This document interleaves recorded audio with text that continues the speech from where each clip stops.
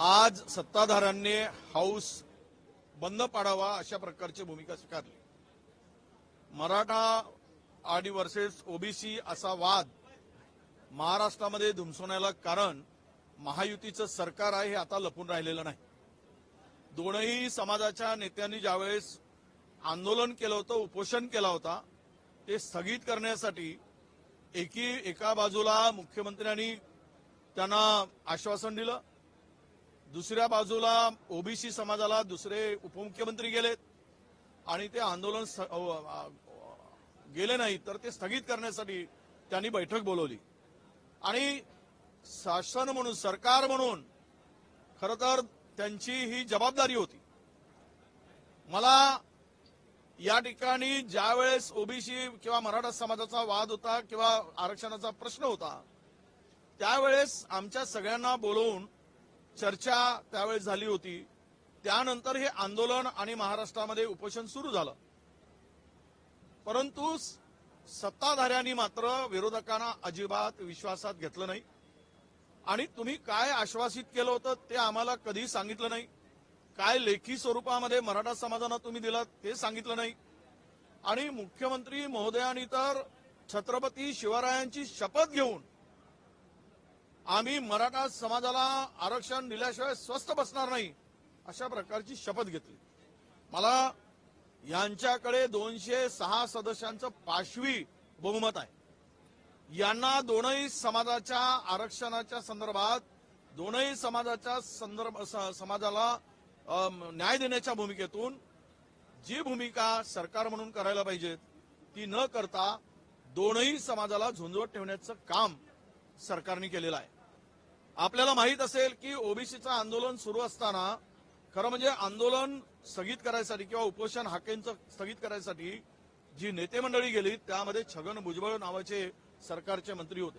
त्यांनी काय म्हणावं जाऊन तिकडे, अब जंग लगी है तलवार को, उसको धार लगानी होगी। और जो त्याच्या पलीकडे जाऊन काय म्हणतात, कुछ लोग अपनी औकात भूल गए, शायद उनको याद दिलानी होगी।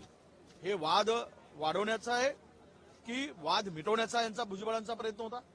म्हणजे तलवार कोणाच्या विरुद्ध काढायचा यांचा विचार होता, धार कोणाच्या विरुद्ध लावायची होती?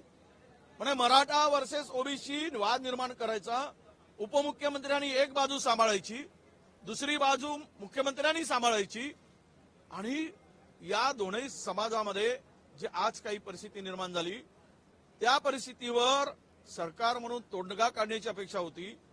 आज त्यांच्या नाका तोंडात पाणी आलंय आणि अशा वेळेस ज्या वेळेस गरज होती विरोधकांची त्यावेळेस अजिबात बोलवलं नाही, कुठलीही चर्चाही केलेली नाही, विश्वासातही घेतलं नाही आणि आता मात्र त्यांना निर्णय घेण्यापासून कोणी थांबवलं नसताना आमची गरज का आणि आम्हाला का बोलवलं?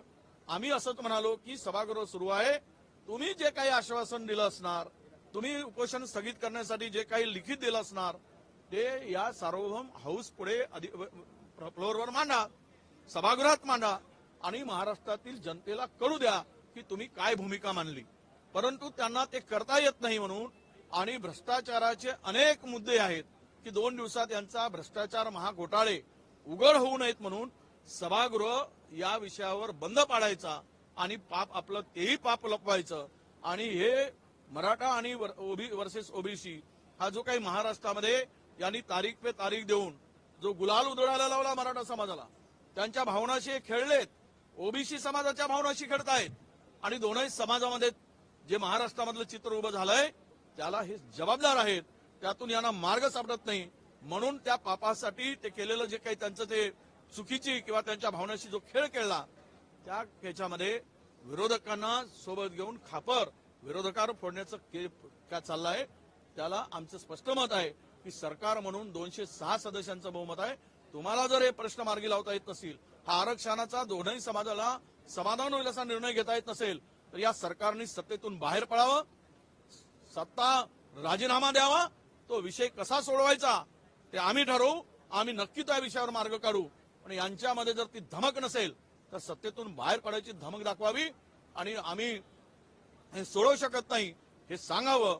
परंतु आमच्याकडे बोट दाखवून स्वतःच जे काही अपयश आहे ते अपयश लपवण्याचा केविलवाणा प्रयत्न यांनी करू नये. संपूर्ण महाराष्ट्र बघतोय आज की सत्ताधारी पक्षाला 206चं बहुमत असताना तुम्ही विरोधकांचा आवाज दाबताय. अध्यक्ष आम्हाला बोलू देत नाही. सत्ताधाऱ्यांचे 3-3, 4-4 आमदार बोलतात, 2-2 वेळा बोलतात. आमच्याकडे आम्हाला बहुमताच्या भरोशावर आमचा आवाज दाबत असाल तर मग तिथे तुम्हाला दिसतंय बहुमत. त्या भरोशावर तुम्ही मराठा समाजाचा प्रश्न का सोडवत नाही? ओबीसी प्रश्न, ओबीसीच्या काही ज्या मागण्या असतील त्या का पूर्ण करत नाही? हे आम्हाला का जबाबदार धरतात? खुर्ची यांनी उभवायची, जबाबदार आम्हाला धरायचं. सत्ता यांच्या हातात, 200च्या पलीकडे आमदार, आणि आम्हाला म्हणतात की ह्यांनी यांच्यामुळे ते होत नाही. तुमच्या काही हाताला लकवा मारलाय, तुमची पेन चालत नाही, तुम्हाला अधिकार घेण्याचा, तुम्हाला निर्णय घेण्याचा अधिकार नाही. पण हे घेऊ शकत नाही कारण यांच्यामध्ये ती करायची मानसिकता नाही. म्हणून यांनी राजीनामा द्यावा अशी मागणी आम्ही करतो.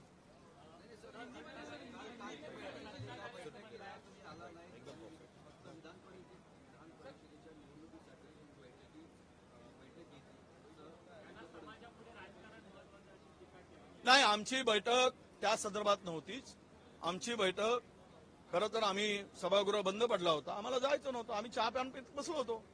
खरं म्हणजे जायचं नव्हतं यासाठीच की सरकारने त्यांची भूमिका आमच्यापर्यंत पोहोचलीच नाही. दोन वेळा त्यांनी जी भूमिका जरांगे पाटलांच्या पुढे मांडली असेल किंवा जाऊन उपमुख्यमंत्री गुप्तपणे दोघांनी मराठा समाजाची बैठक आणि ओबीसी समाजाची बैठक, सत्तेमधली खुर्चीला लावून बसायची, गुप्त बैठका घ्यायच्यात, 2 समाजामध्ये तेढ निर्माण होऊन पोळी शेकायचं पाप करायचं आणि आरोप मात्र विरोधकावर करायचा. हे आता महाराष्ट्र बघतो आहे. म्हणून यांना यांची जागा महाराष्ट्र दाखवेल. आम्ही मराठा समाजाच्या विरोधात नाही, आम्ही ओबीसी समाजाच्या विरोधात नाही. जे काही आश्वासन दिलं असेल ते त्याची पूर्तता करा ना तुम्ही. तुम्हाला कोण रोखलाय? एवढंच आमची मागणी आहे.